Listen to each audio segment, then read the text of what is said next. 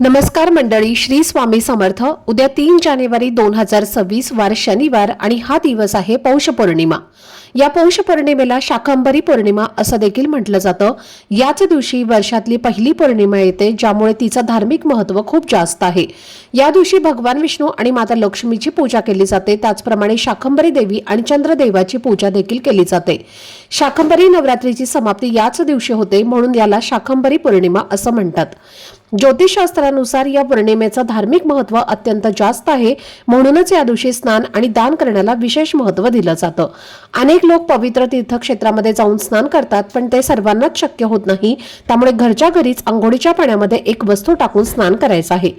हे स्नान केल्यामुळे जीवनातील शत्रूंचा त्रास हा नाश होतो आणि इच्छा मनोकामना या पूर्ण होतात। तर तुम्हाला अंघोळीच्या पाण्यामध्ये वस्तू कोणती टाकायची आहे आणि हा उपाय कसा करायचा आहे याबद्दलची संपूर्ण माहिती मी एका व्हिडिओमध्ये दिलेली आहे।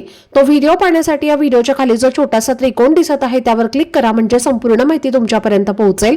धन्यवाद। श्री स्वामी समर्थ।